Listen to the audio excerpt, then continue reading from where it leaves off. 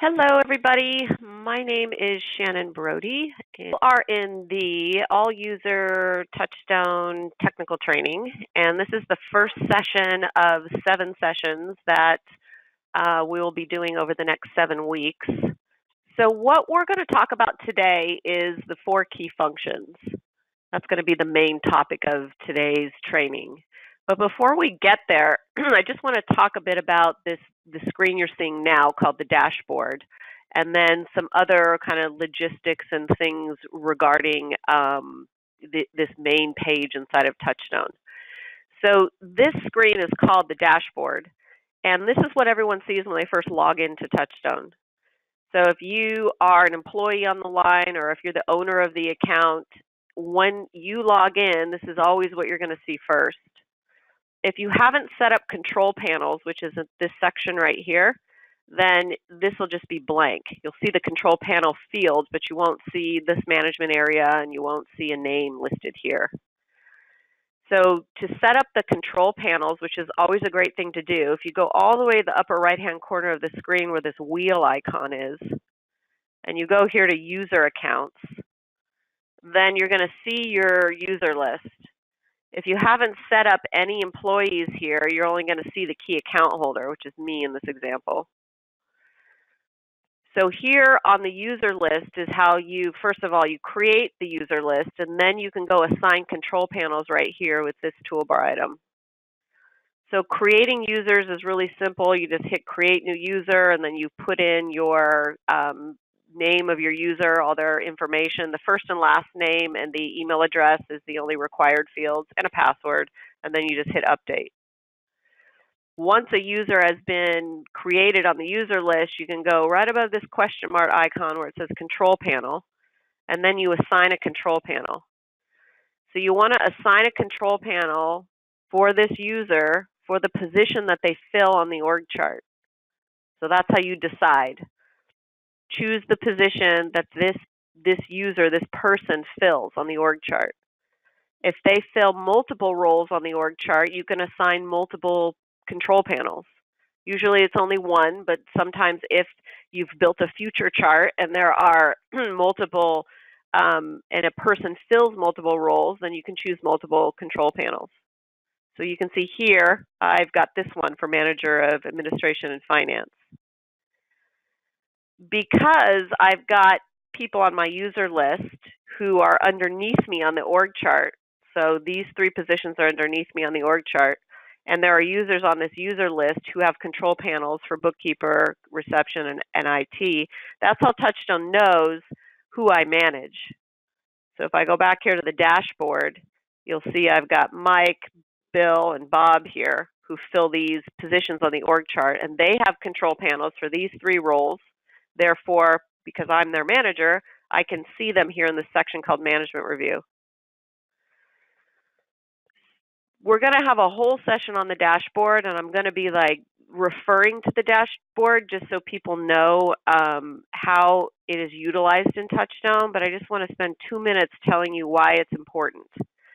The dashboard gives your employees and yourselves access to the processes that you're responsible for. So this is the #1 way that employees and managers, everyone in the company gains access to their processes.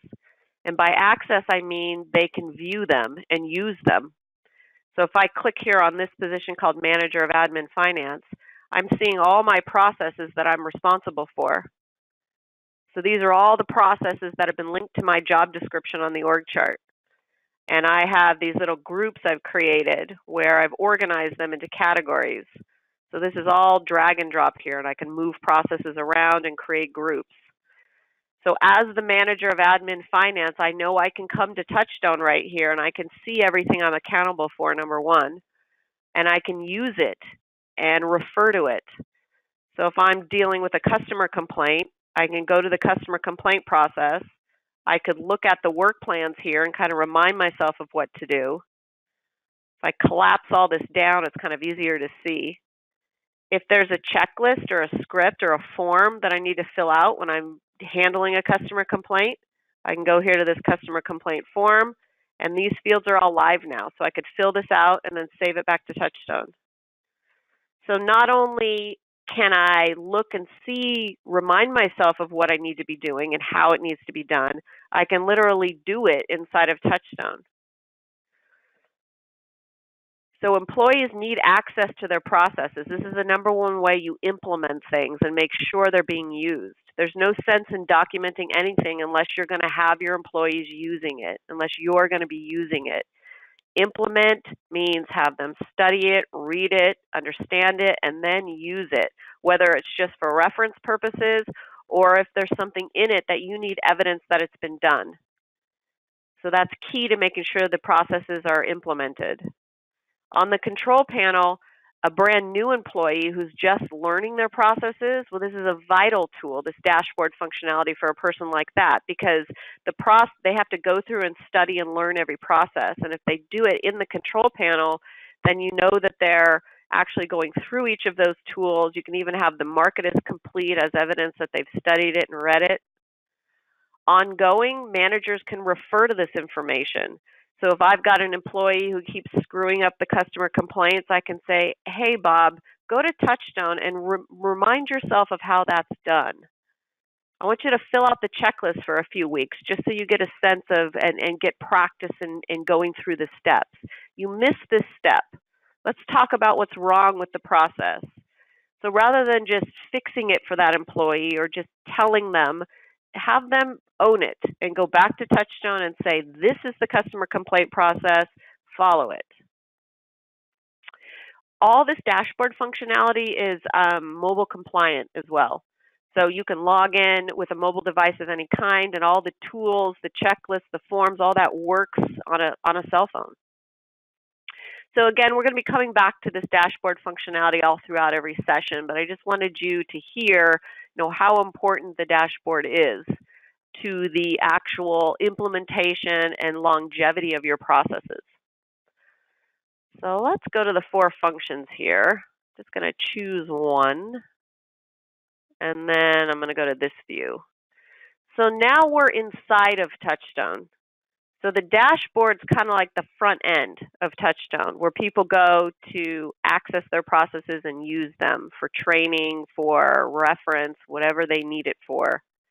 When we dive into TouchStone, we're either looking at the 4 key functions, which is this view right here, or we could also go to the org chart, which is this view. So let's go back to the 4 functions. So what the 4 key functions is about is it's a view or a list of all of your processes. So anything and everything that you've put into your TouchStone account, you will be able to see in one of these 4 buckets, one of the 4 key functions. If you think of your processes or your documentation in a hierarchy, this is the uppermost view of all of your processes. This is the business as a whole, all of these 4 key areas. As we define it, guiding the business is for strategy and management, so things you use to guide the company. Getting is for marketing strategy, advertising, and sales, so things you use to get new business in the door. Doing is your operations, so the delivering of your products or services, everything you need to make sure clients are fulfilled. And then running is finance, HR, administration, IT. It's kind of like the office processes, the support processes. So this is how we define these 4 key areas. Having said that, you can change these to your own titles. So I'll show you how you can edit guiding to something else. But what I would recommend is that you keep the general theme of the processes. So don't change this to sales and then make this advertising, because then you're going to run out of functions. Remember that this is the big picture view of the whole business. So if I click one of these 4 key functions, it takes me to my list of processes. Now the first thing you see here are what are called sub-functions. So these are these black headers: board meetings, strategy, employee management, training. These are called sub-functions. What the sub-functions do is they help to organize your processes. So inside of each sub-function, board of directors, I see all of these processes related to my board meetings. Inside of strategy, I see all of these processes. So the sub-functions kind of help organize the processes into categories. If we go to another example, I'm just going to click Getting right here. I'm in Guiding. I can see it right up here. But if I want to get to Getting from here, I can click this orange box, and now I'm in Getting the Business. So now I see it up here, and then it's unavailable in these three because I'm inside of it. So with these toolbar items, you can toggle back and forth to each of the 4 key functions. So we're in Getting now, and so these sub-functions are related to getting new business in the door: advertising, sales, marketing strategy, sales management. If we click here, we'll go to Running. So now I'm in Running. So in Running, I've got financial management. These are like the higher level finance things. I've got finance down here, admin, human resources. We scroll down a little bit. Here's an IT sub-function down here. These are pretty common sub-functions. In other words, most businesses would have these sub-functions, no matter what industry you're in. Everyone who has employees needs some type of human resources. Even if you just subcontract everything, there's still human resource processes that are important. Everyone needs finance or money processes, administration, how you organize things, IT, how your computer processes work or systems. Now let's go to Doing the Business. So now here in Doing, the sub-functions really are related to the product or service that you offer. So here's where it gets industry specific. So think about, when you're defining the sub-functions, think about what it is that you do in your operations, in your production, in your service delivery. These can be the types of work. So if you're a construction company, you might have residential and commercial. So think about the type of work that you offer, service, and then define your sub-functions. Client service or customer service is a pretty boilerplate one. So every industry probably needs this to a certain degree. Things like customer complaints, customer satisfaction, client requests, intake. If you deal with materials, or you have a warehouse, or you have equipment, then you'd want like a material control sub-function or inventory control, where you have shipping and receiving and purchasing. If you have a warehouse, then define that, like facility cleaning, inventory.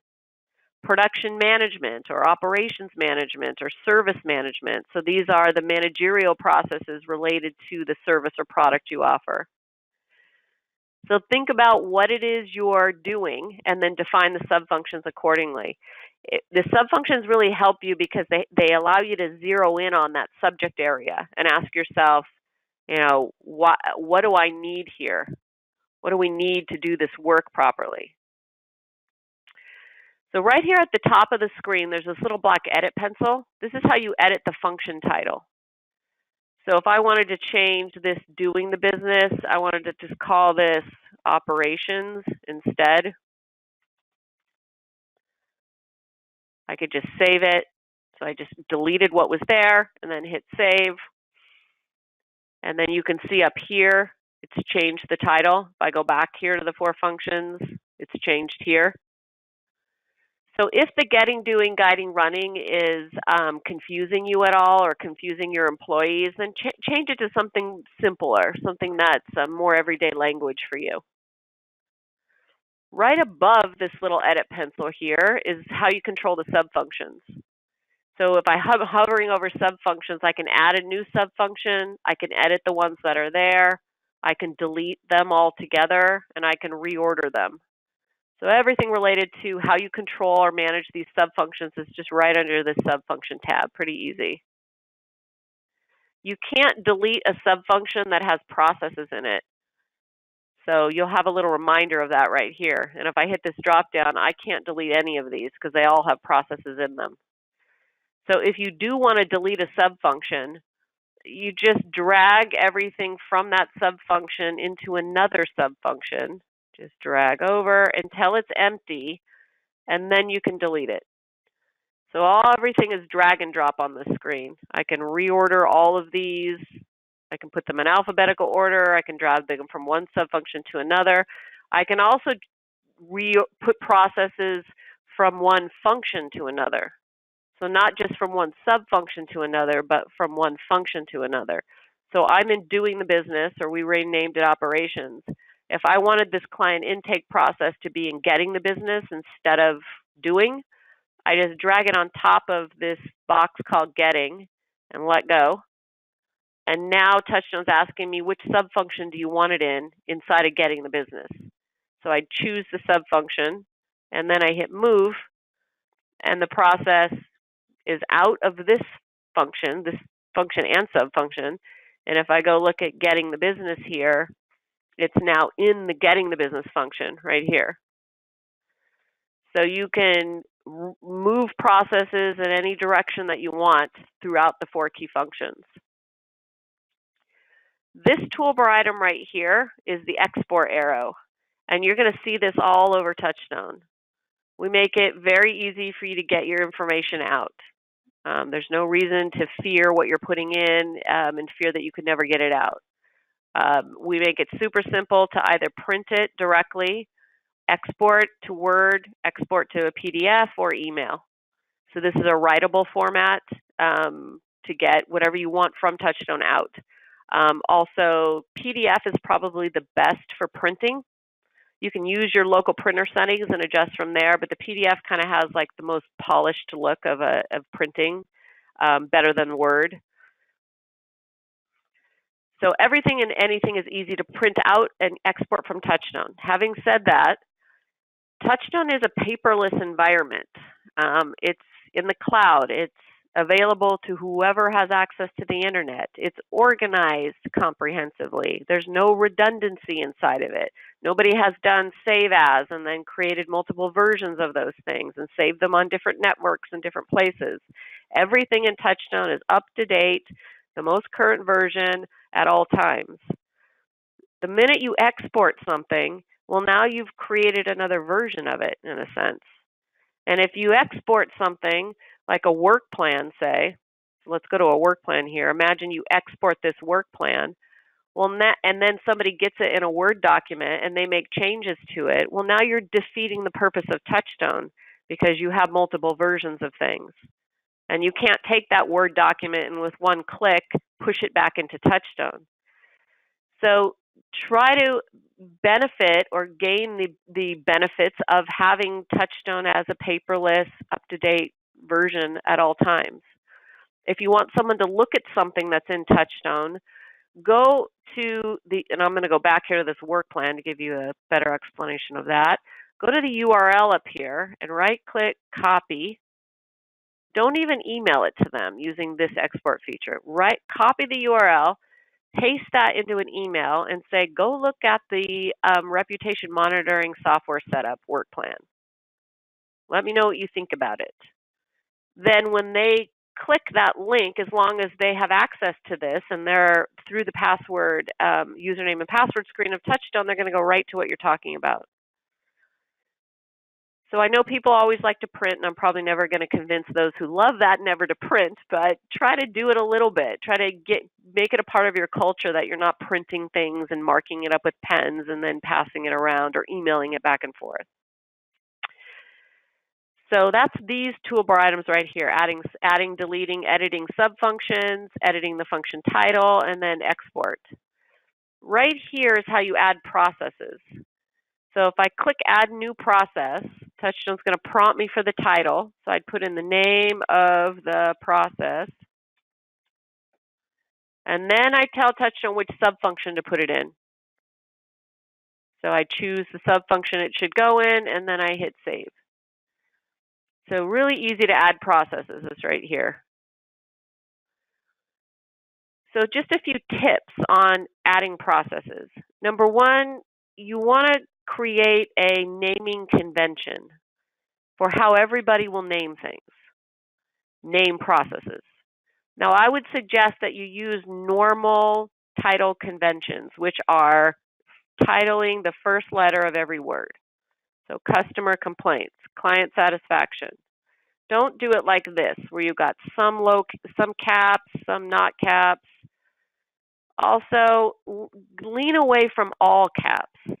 I know some people just love to do that, but lean away from that, because if you do that and then someone else goes to enter titles, well, they're going to look different. Also, the library processes, which I'm going to show you here in a minute, are normal naming conventions with the first letter of every word titled or capitalized. And if you pull library processes and then you've done all caps and then someone else has done all lowercase, well, everything looks kind of not organized and not consistent. Also, when you're naming things, think of a short, specific title for it.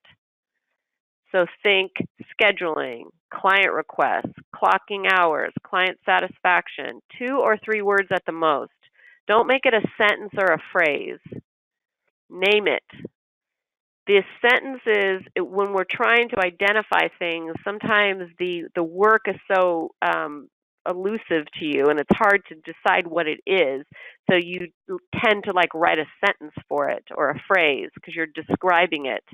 If you do it that way, then look at that sentence or phrase and ask yourself, what am I trying to name here? What is the name of this process? Right underneath the title of a process, there's this field called the objective. This is a sentence or a phrase describing what is in this customer complaint process. So if you do construct a sentence or a phrase, you can always click it, go here to the objective, paste that into the objective, and then look at that objective and say, what am I trying to say here? What is this process? And try to name it in a title. Okay. So adding processes, really easy. You just add new process right here. Then you can also go and look in our library. This library is added, it shouldn't be here. But this library is called the General Process Library. This is in everybody's account. There are some of you who are members of our resale organizations who have industry-specific libraries, so you may see those libraries there. But all of you will see this General Process Library. If I go here, I'm seeing a list of processes related to operations or production or service delivery, client fulfillment. This is the delivering of the products or services. So in this library, these are example processes. That's all they are. If you want one of the library processes, you can fill in this box here next to the title.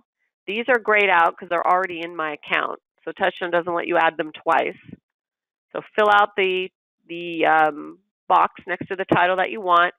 Put it in the right subfunction. You might as well. You can always drag it, but put it in the right one to start with if you can. And then you just hit save. So now TouchStone has taken that process and put it into my account. Every function has its own library. So guiding, getting, doing, running all have their own library with processes within them that are related to that subject area. The getting, guiding, and running will have the best libraries for everybody, because this type of work in all 3 of these areas is pretty boilerplate from industry to industry. So most people need to manage and plan things out strategically in their business. Most industries need to get new business in the door, and most industries need office processes, admin, finance. It's in the operations where it gets more industry specific, because these are related to what you do.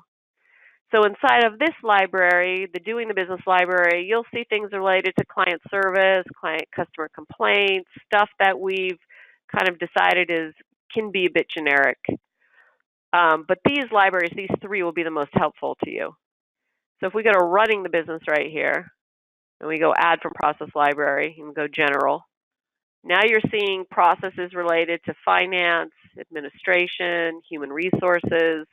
There's a lot of really great human resource processes. They start here with the word new. So new employee interviewing, onboarding is a great process all businesses need. Introduction and orientation, new search, this is recruiting. You'll see administrative things that are good for all businesses, finance, ideas. Here inside of Getting the Business, there's also a lot of great sales and marketing processes. So I'm just going to general processes here. So now you're seeing things that are all related to getting the business. There's a lot of cool advertising things in here, marketing strategy things, internet advertising, social media processes, sales processes, like not only transactional sales, but like needs-based selling. So take a look at these library processes and decide the ones that you like. Pull them down into your TouchStone account. And then here's the important part. Look at them and make sure that there's something that you're going to use. Make sure that there's something that you're going to edit and use and within the next 6 months. So why I'm saying that is if you have a bunch of library processes in your account and you're not committed to editing them and using them, implementing them within the next 6 months, they're just sitting there making everything seem more confusing and overwhelming. This is a lot of processes you're looking at right now. This is a lot. Each of you may have this amount, but imagine I had twice this amount, which is what the library processes can do if you download all of them.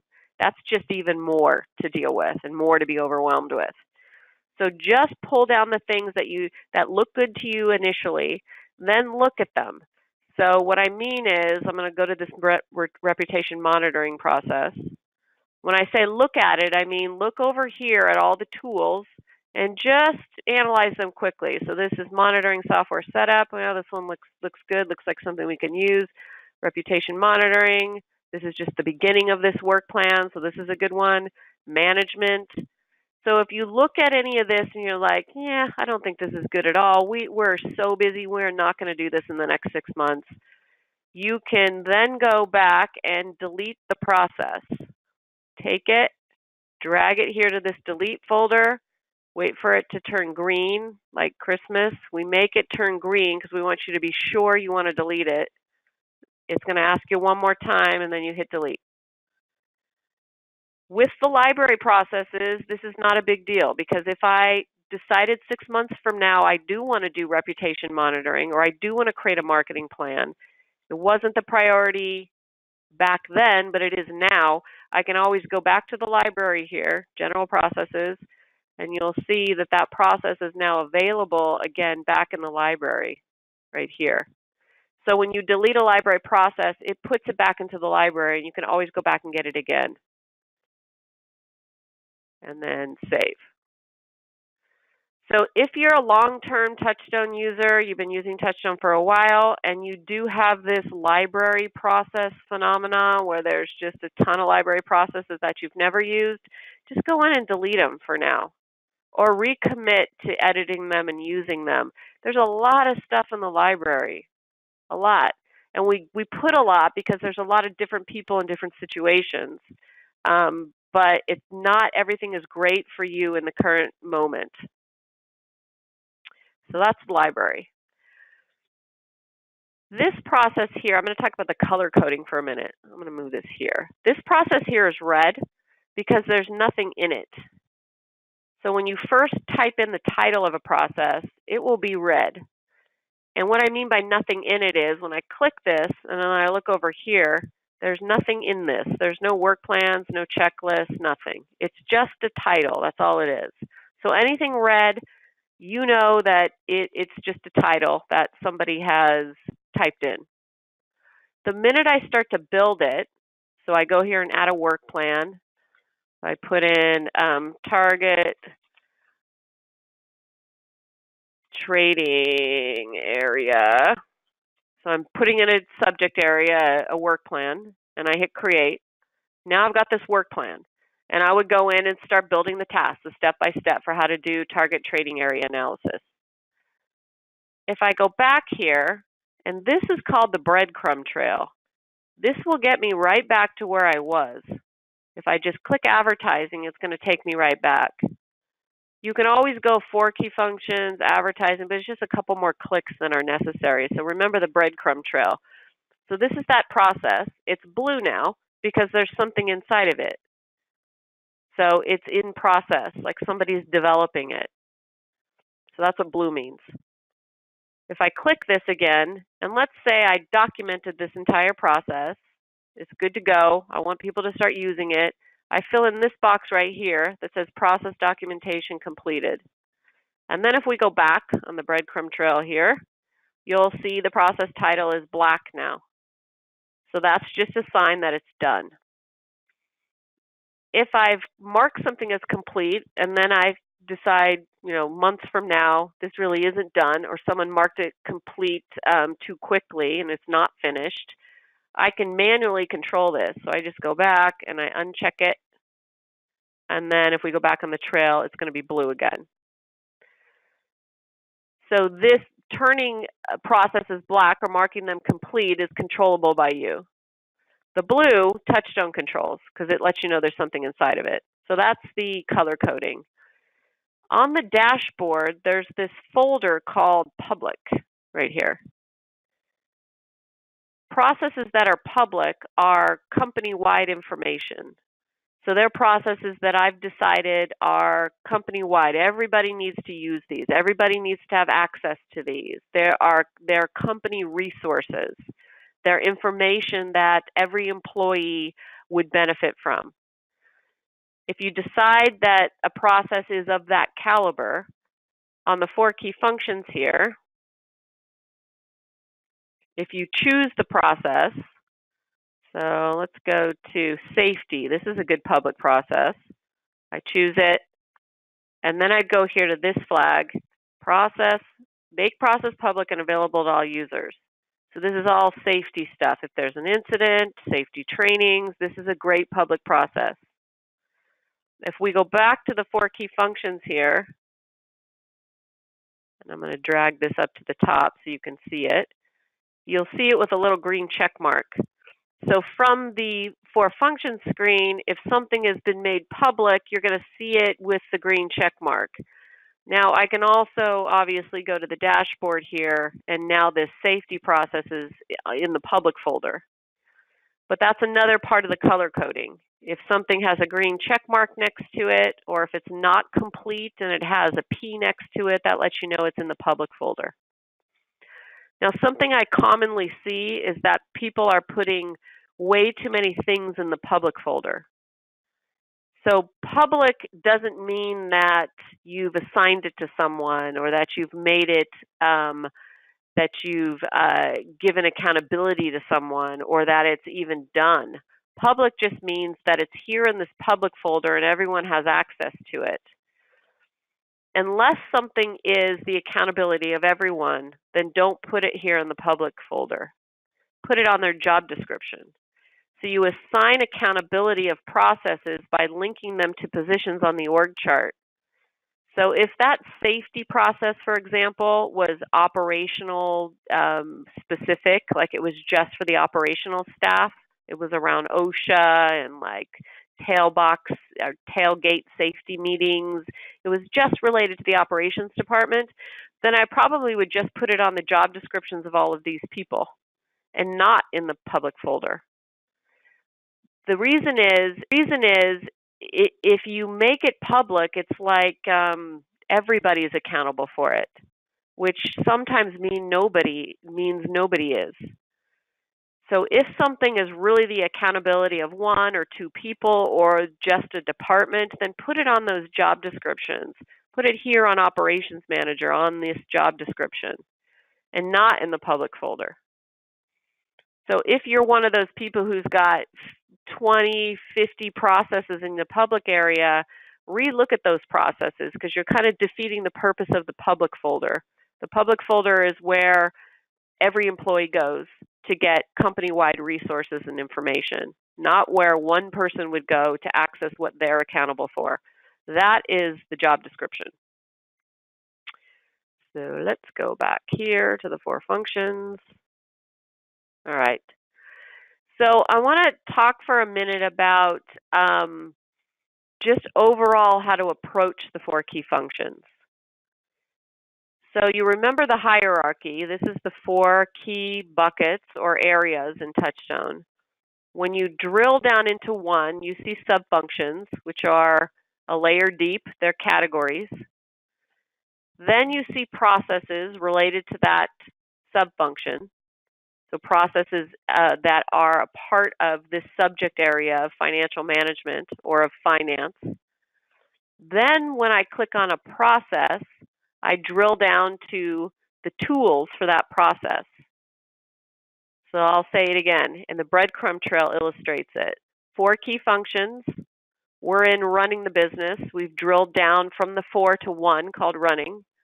We then are in the sub-function finance, which is further down in the outline. Then we're in the process called accounts payable. So this is the hierarchy right here. There's a difference between a sub-function called finance and a process called accounts payable. This is a big, broader category, finance, and this is a narrower category called accounts payable.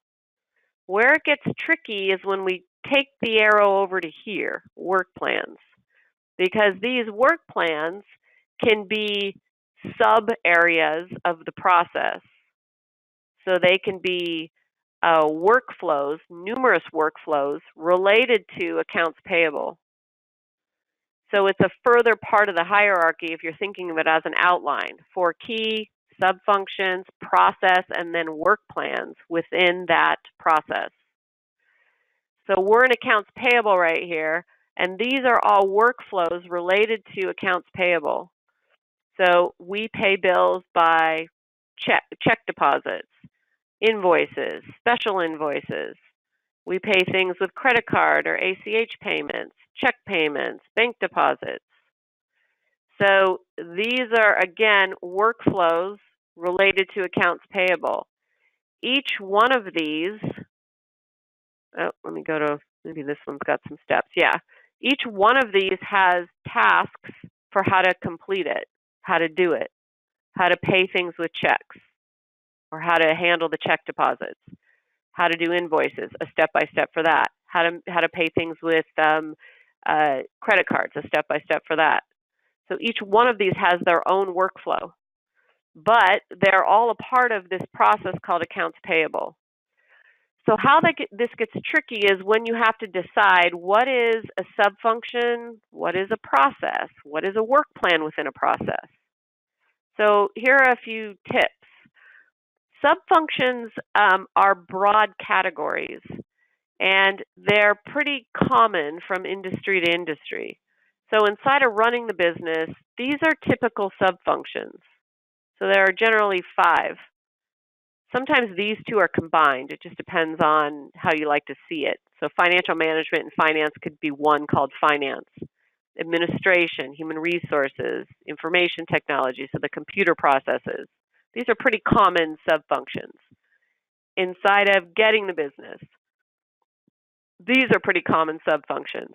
Advertising, sales, marketing strategy, sales management, so kind of like the management side of sales, reporting, things like that. You could have one called social media if you wanted to and isolate those processes from advertising, or internet advertising and then just plain advertising. But these are generally the ones that I would see. I think they're a good starting place. Inside of guiding the business, there are generally these 4. Board of directors. These are all how you have board meetings or how you should be having board meetings. Strategy, business strategy. That's a typical sub-function. Employee management. So the overall process is on how you manage employees across the company. Training. That's another good one. All your training processes. Here in operations, like I said before, these are unique to the product or service you offer. If you're struggling at all with what are your sub-functions related to your industry, we've pretty much seen every industry known to man inside of TouchStone. So ask us for help. When we end today, I'm going to show you the resource center where you can go to the help desk and ask for help. We can send you examples of typical sub-functions. We can get on the phone with you and help you come up with your own. So sub-functions are broad categories. The processes are the work. Now, there are some processes where it's just that process and then one work plan, and that's pretty straightforward. There are other processes where you're going to have numerous work plans, like this accounts payable one that I showed you, or this safety one. That's another example. Here in safety, we've got health and safety responsibilities, material safety expectations, how to fill out an orientation checklist. We've got different workplace inspection checklists in here. We have uploaded files with rules and regulations. So all of this is related to safety, and it's all inside of the safety process. I'll give you another example. Interviewing. This is the interviewing process. Inside of interviewing, we've got different interviewing step-by-steps. We've got scripts for interviewing. We have documents related to interviewing. So everything related to how you interview and vet a candidate, a new employee, is here inside of interviewing. So if you don't combine things like I'm showing you, what happens is you've got a lot of processes on your 4 functions list. So back to this tables example. If we had a process for every one of these work plans, well, now we've just increased the number of processes by 6. So I would have a process for check deposits, a process for invoices. It's just a lot of processes. The more processes, I feel like the more overwhelming it all becomes. So if you have the option, combine like things, combine workflows related to that process subject and make them work plans inside of that process. Whenever you can do that where it makes sense. If you have 2 processes and you want to combine them based on what I'm saying, you can go inside of one, like this one, and then you can move all the work plans out of this one into another one to combine the 2. And how you do that is using this toolbar item here called Move Process. So I could take all of these out of this process and move them into another process pretty easily. So take a second look at your 4 key functions and really think, can I combine like things?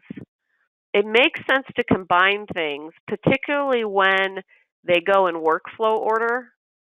So like in safety, if I do one work plan first and then the next one next and the next one right after that, they go in workflow order. We'll go to collections here. This might be a good example. So like these letters go in increasing intensity. So I send this one first, then I send this one next, and then this one next, or emails. They go in sequential order. So I definitely would want them all together in one process. Anytime there's a process where multiple positions or people are involved in it, and it's useful for one person to know what the other one is doing. So back to this accounts payable process. If one person does the check deposits and the bank deposits, and then another person makes payments, but because I want 2 eyes on everything for safety, my own financial safety reasons, and because it's workflow driven, the person who does these 2 deposits processes, these have to happen first and then I do the deposits. That might not make sense in this example, but I think you get the idea. So one is dependent upon the other, and I need to know as the bookkeeper that my assistant has done these 2 or does those first, then that would be a reason to combine everything together. Make it all one process, and then in the work plan title, you can put the position that does it. So I can put this, assistant does this. It's spelled wrong, but who cares? So now I know here's the assistant does this one first, and then I do these after. And when we both are looking at this process, we know who does what. If that is the situation, then another reason to combine them. A reason not to combine them. So it's a bit subjective, and again, if you need help with this, if you're confused about it at all, just give us a call or send a message to the help desk, and someone will get on the phone and help you sort it out. But a reason not to combine 2 processes or to make work plans inside of a process as opposed to making them separate processes is if it's confidential. So if I'm doing budget creation, say, and the person who does the reporting and monitoring shouldn't know what I do to create the budget, then that's a reason to pull these apart and to have a monitor and report budget process and to not have this work plan inside of the budget creation. So if it's confidential, you don't want work plans inside of a process, because this entire process is linked to a job description. So if I go link to job description here, these people have this process on their job description, and that includes all the work plans here. You can't take a work plan and link it to a job description. You can only take a process and link it to a job description.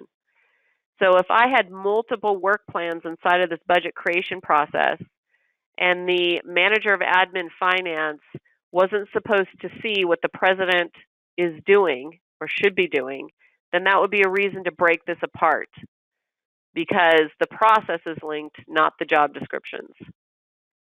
So that's just some things to be thinking about when you're coming up with your process titles, when you're working on your 4 key functions.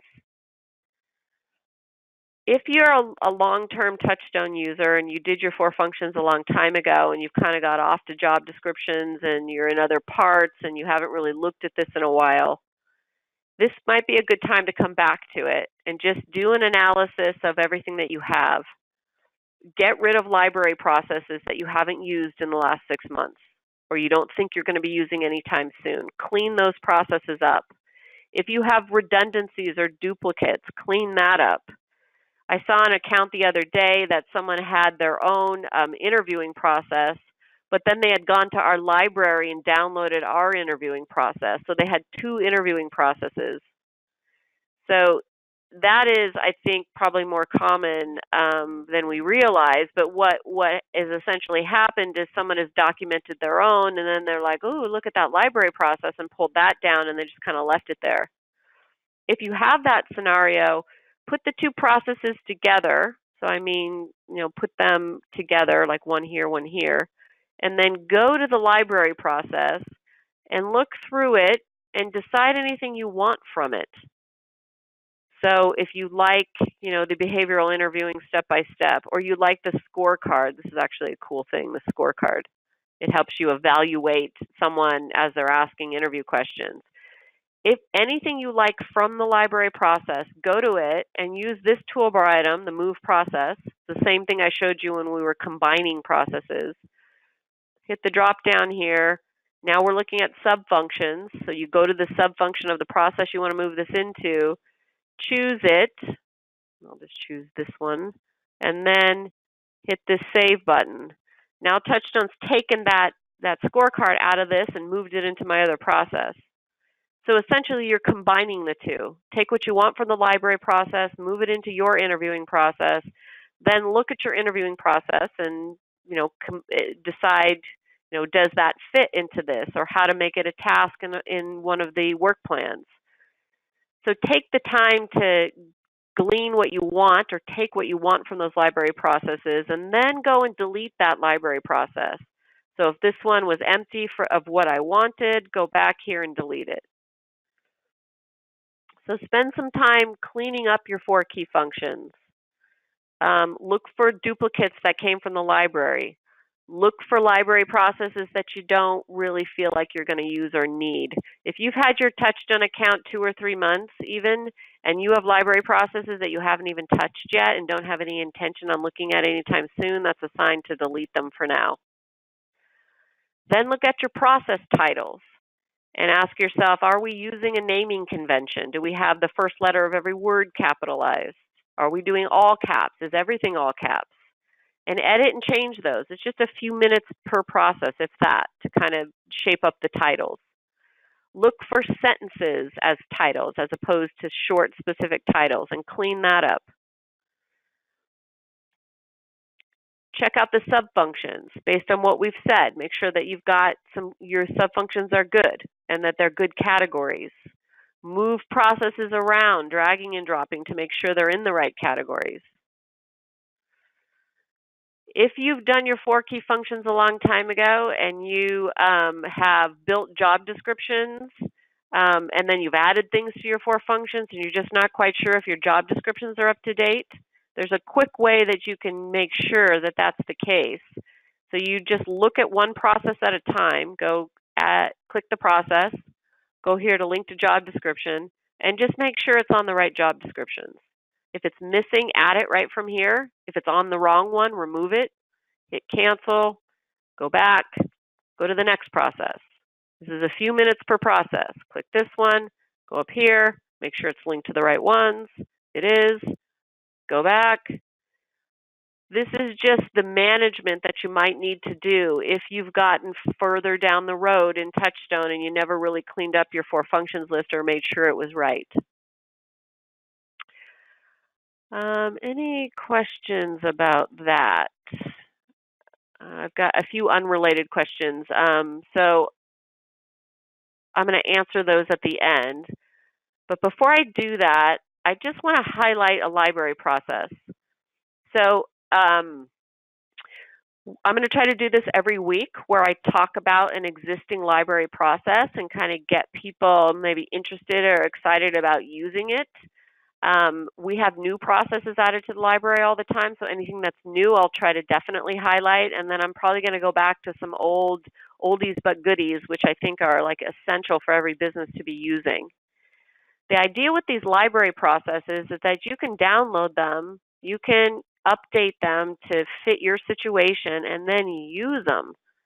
Use them in TouchStone. Implement them and use them. Don't wait until the end of the year to update everything and implement it. Don't wait till every process is documented before you implement it with the employees, with your employees. Don't wait. There's no reason to wait. As soon as a process is done, you feel good about it, which can happen quickly with one of the library processes, implement it. Sit down in your department meeting, sit down in a one-on-one meeting and say, hey, this is a new process. I know you all been doing this for the last 10 years the same way, but let's just go over it because we're looking for efficiency, we're looking for consistency. If it's something new, say this is new and exciting, let's talk about how it's done. So you implement it right away. So this is a relatively new library process. It's called reputation monitoring. I've clicked on it a few times through this session. So we're in getting the business. This is a getting the business thing. And if you go add from library, general processes, and you scroll down to the R section here, if you don't have this in your account, then it'll be blue. And then you just fill in the title next to it and hit save. Once it's in your account, then go to it and look at it. So this is about monitoring your brand, your business reputation on the internet. I have yet to hear of any industry or any company that this isn't important for. And if you've got a good example of that, then you can email me and tell me, and I'm glad to hear it or argue with you. But I would suggest that every business, everywhere, this is important, even if you don't have a website. In today's era, everyone is talking about you on the internet, bad and good. And it's important that you know what people are saying. And it's important that you control the narrative, that you are the first to comment if there is a positive or a negative comment about you. You may have on your Facebook page or on your LinkedIn page or things that social media sites that you control where people are putting in feedback. But there may be other things on the internet that you have no idea about. It's not just the Better Business Bureau. There are a lot of other websites where people are commenting about businesses, good and bad. And you want to know what's being said, because when someone types in your name in the internet, those sites come up whether you like it or not. So this is just a step-by-step for how to start to monitor your reputation. So there are a lot of software. There's a lot of software systems available for reputation monitoring. And this is just a simple work plan telling you the basic channels that you need to monitor and just giving some different free platforms that you can use to software you can implement to do that. And it'll just create alerts for you. So if somebody mentions your business name on the internet in any place, the software will alert you. It's not doing anything about it. It's just notifying you, which is important. This is just a work plan for you to start to create a list of questions and responses for your reputation monitoring. So this is just a placeholder, and you'll want to go in and create this work plan. So this is a set of strategies or typical comments that you could create for how that would be posted. And some of it can be generic. When someone puts in a good comment, you can say, thank you, so-and-so, for saying that. We really appreciate your business. If someone says something negative, you can already have thought of how you might respond to that. And then this is a work plan called Reputation Management. And so this just gives you some basic step-by-steps for how to do a quick web presence audit, how to use Google to monitor, setting up Google alerts, optimizing your business listing, Google Analytics, ensuring your visibility on the internet, managing online customer reviews. This is just a step-by-step, your website or blog or link building. This can all be edited and changed to suit your situation. These are just some ideas. Down here in the document section, we give you like a comprehensive list of different types of monitoring software. It says what's free and what's not. Once you choose one of these, you can just delete this document because you wouldn't need it anymore. Here's guidelines for interactions on social media sites. So these are just some ideas. Think like the customer, share the love, respond like it's your grandmother. These are guidelines on how to respond. Apologize. That goes a long way. Listen to what your customers are saying. Don't get into arguments. God, I saw this the other day I wanted to argue with this vendor. I won't say who it is, but they were arguing with the customer on their social media site, like telling them they were wrong. You never want to do that, even if they are wrong. Don't argue with them. It just makes it worse. So think about these guidelines. Use these guidelines to come up with your example responses.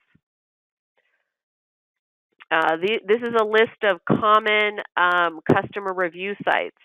So if you don't know, these are the places that your customers are typically going to complain about you, or to hopefully you'll know when they're saying positive things about you, but if you don't, these are the places that they generally go to complain. And then here's some examples of customer reviews. So these are some positive ways to review. Invite them to take action, be authentic and personal, and just some words around that. So this process in the library is kind of meant to give you a head start on reputation monitoring. It's not perfect just the way that it is. It's just giving you a head start. So you need to go in and just make this your own. You can go like to this work plan here, and this is like just a kind of an overall step-by-step for checking your web presence, going onto Google, and you could like turn this into a checklist, just to click like this. And then you can require whoever's responsible for this to go in and do this once a month. So check off that they've done these things. You can make your own checklist, which is different from this. So here I'm going to show you how this can be used on the dashboard. So let's imagine we went through this and we came up with the customer responses, and we did a step-by-step and a checklist for how someone goes through this once a month, or when they get an alert, how do they handle it? So here on the dashboard, I go here to this position. This reputation monitoring has been linked to this position, I think. And it hasn't, so this will be a good example. I'm just going to go back to this process. So here's this process again. And now I'm going to link it to this position I'm logged in as. So this is the manager of admin finance. I'm going to link this process. Now this is giving me access to this process. I just put it on the admin finance manager's job description. And if I go back here to the dashboard and I click here, now we're going to see it in the control panel. Now, if I'm doing reputation monitoring for the month, I would click on this process. I could read these work plans and kind of remind myself of what to do. I could go down to the example of responses because maybe I've gotten an alert that somebody has put something on Facebook, a review. I could go down here to these examples and say, okay, which one of these do I want to use? I could highlight this from here copy, and then I go to Facebook and I paste it. So these could be just a boilerplate set of reviews, and as people are doing the monitoring, it's all right here for them to have access to. Then I could go to this checklist right here, and I could call this May 2019, and then I could go and check that I've done this. So when my manager looks at this, they know that I've done the reputation monitoring for the month or the week or the day, and then I save this. It date and time stamps it when you save it. So the save as can be, it doesn't need to be a date because the date's always going to be here, but it could be. So this is just, a quick example of what I mean by implement and use in TouchStone, and see how helpful that would be. Because if my manager wanted to know, was the reputation monitoring done? Who complained about us? What were the responses? They could go to all the social media sites and look at it, but that's difficult. Or they could run a report in TouchStone for reputation monitoring, and they could see a list of everything that was done that month, which is more useful. The manager could ensure that it was done and then see how those responses played out or what responses were used. So think about this reputation monitoring process if you want to implement it and use it. If this is the first thing that you've ever used on the dashboard, then give it a try, see how it goes. So I have a series of questions. I'm just going to spend about 5 minutes answering questions, and then for those of you who want to hang on, I know it's after the hour, you're welcome to. And then if I don't get to your question, then I'm going to email you directly about it. So one question just had to do with setting up users. So up here in the upper right-hand corner of the screen, this is how you get to account administration. And if I go to user accounts here, this is where the users are set up. So to create a user, you go here to new user, and then you fill out the profile information, and you hit save. It's as easy as that. In the upper right-hand corner of the screen here, there's a button that says Resource Center. So I'm not going to go through the detailed steps of how to set up users, but I'm going to show you this, which is going to accomplish that even better than what I could say now. So this is the TouchStone Resource Center. And if you searched for users, you'll see a list of step-by-step for how to set up users. So this is adding new users. This is right in the user guides. Or instead of searching, I could have just gone here to the user guides area. And then these are all the subject areas inside of TouchStone. And if I go down here to account administration, everything about account administration is here. So this is new user list, creating new users, deleting a user, creating control panels, what all the access means. So everything is here step by step. If I just hit creating new users, it's going to take me 1, 2, 3, giving you like a pretty comprehensive step by step for how to create users. Here in the Resource Center, there's a lot of other stuff too. So most of your questions will probably get answered here. If you want to watch training videos, in addition to what you're watching here, you can go here to the webinars area. And then right here under technical training, there's a series of technical videos, training videos. You're all in this session, so you may not need, if you're going to continue to be here, you don't need to watch these. But right here at number 6, there's a comprehensive video on how to use account administration in the public processes. The first half is account administration. So this is just a reminder, you can see these different videos anytime you want inside of the Resource Center. And you can go to the user guides area and look at all the subject areas inside of TouchStone here. While I'm here, in the upper right-hand corner, there's this Support Plus tab. And if you click Contact Support, this is where people send us messages in the help desk. I monitor the help desk a lot of the time. Other people do too. So I might respond to you directly right here. So if you need help with your 4 key functions, you need help with sub-functions, you don't understand anything I said about adding processes, which is totally fine, just send us a message and say, have Shannon call me, or I need help with this. And just hit send, and then someone will get back to you right away. if you have feature requests, this is a great place to come too. So if there's things that you want to have TouchStone to be doing that it's not doing, if we get enough requests of the same thing, then it's something we'll put into a new release. Also here into Support Plus, TouchStone University has got a whole new subjects for the next few months. So these are short 30-minute sessions on particular subjects inside of TouchStone. You see there's 10 different subjects here. And you can register right here just by filling in these bubbles and putting in your time, and then you'll get the login for the university session. So next Tuesday, for example, I'm talking about recruiting and hiring. On Tuesday following, I'm talking about customer reviews and complaints. So these are all library processes that I talk about how to use those in TouchStone, what they are, how to implement them. Here's one on that, reputation monitoring and social media. So this would be a longer conversation on that. So training is always free. Either let us know if you want a one-on-one training or go and sign up for TouchStone University.